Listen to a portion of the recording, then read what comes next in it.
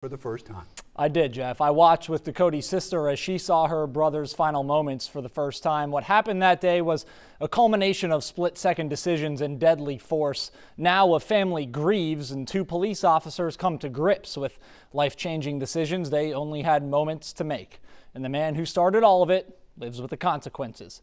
A warning, some of what you're about to see is graphic.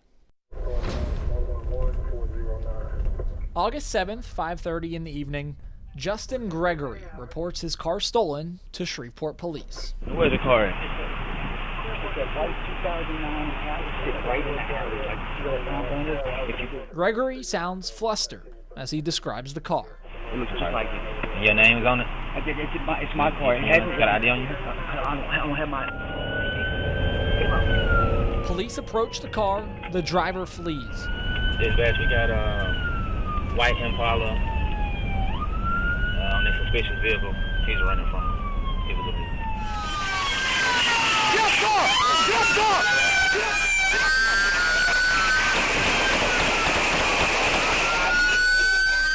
From start to finish, it lasted 3 minutes. For all involved, quick decisions made in those heart-stopping moments will last a lifetime. Justin Gregory bought the Impala in late March of 2018, 6 months before the shooting. As we investigated the story, we learned Gregory and Ducote became friends in that time. The keys to that Impala that you see here switched hands often.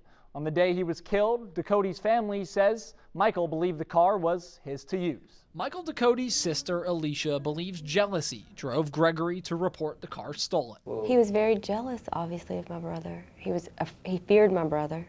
While speaking with a detective after the shooting, Gregory talked about Ducote'S charm. You know what I'm saying? Because he's a little Casanova with the women. Like, let's face it, he was really pissed off and annoyed by my brother.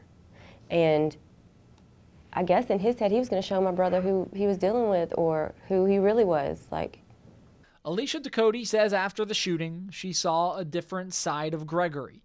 Remorse. I spoke with him directly after, and this was a while after my brother had passed. This guy cried and cried on the phone. He had to pause and take a breath because he couldn't. I believed him. Gregory's interview with police contradicts the conversation Alicia says she had with him.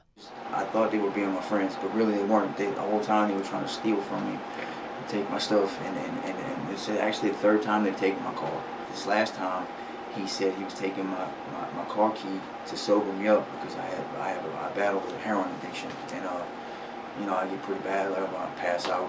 He used it as an excuse. But Gregory admits the night he lost his car, he was so high he couldn't recall any of it.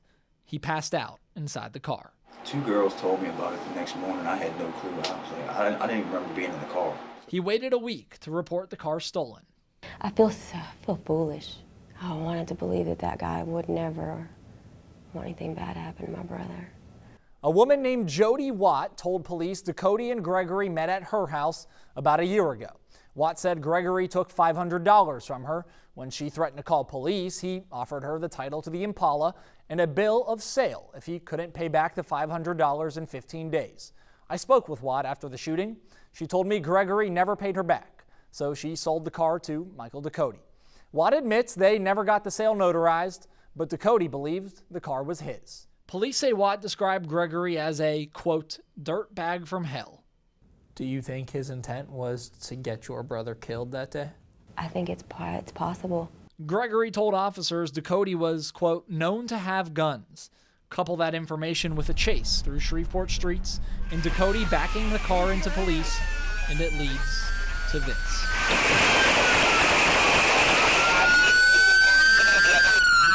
Shots fired, dispatch. Shots fired.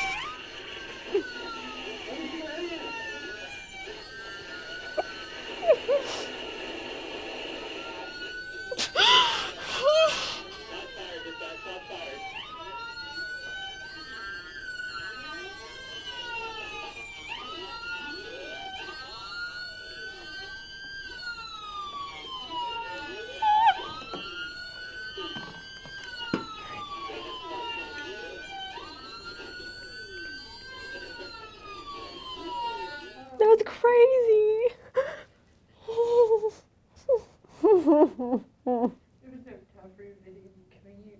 compute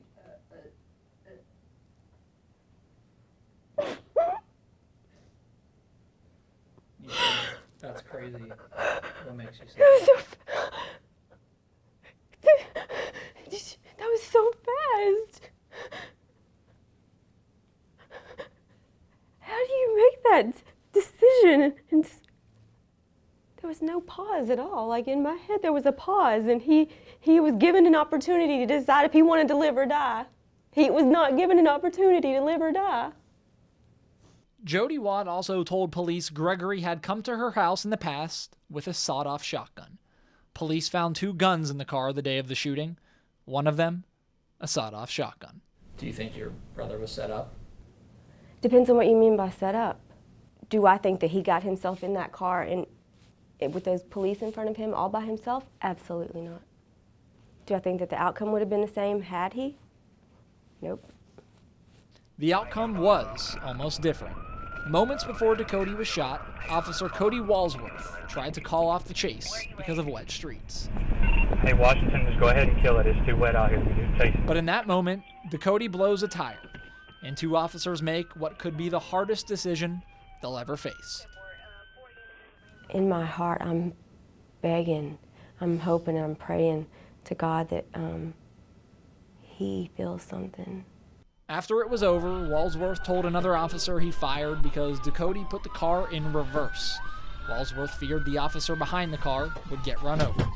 And then he threw it in reverse, and the other passenger jumped out, and Drangy come out from his car and come out around the front of his car, and he was backing up towards Drangy, so I just shot.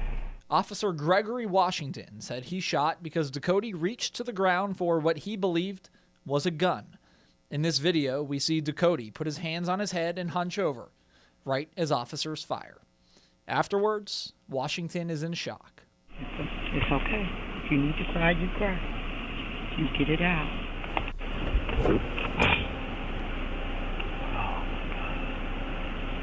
Talking to police hours after the chase, Justin Gregory seemed to have no idea what happened. Now I'm gonna be a rat. Now I gotta do the jail, man. Everybody's gonna get interviewed. Yeah. Whenever we have officers have to shoot somebody, everybody's gonna get interviewed. Okay? Officer shot somebody. Wow. No, is he dead? We don't know any of that yet. Mikey? We don't know any of that. There's somebody in the car. But I mean, that's what happens when you roll around with guns and stolen cars, man. Little did he know about the repercussions of his words, the actions they led to, how the Ducote family and 2 officers will have to live with them forever. They took my brother's life. They took the hope that we had for him to maybe turn over a new leaf or figure it out for himself and do better. And he was trying, he was so close.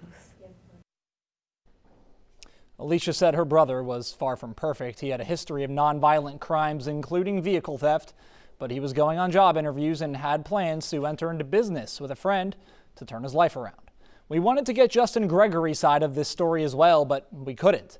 Gregory is in Caddo Correctional Center charged with vehicle theft. He has pleaded not guilty to the charge, Jeff. He was arrested about a month after the shooting. Josh, thanks. Compelling story, and obviously hard for the family to watch. Hard for me to watch, too. Absolutely. Michael Ducote'S autopsy, by the way.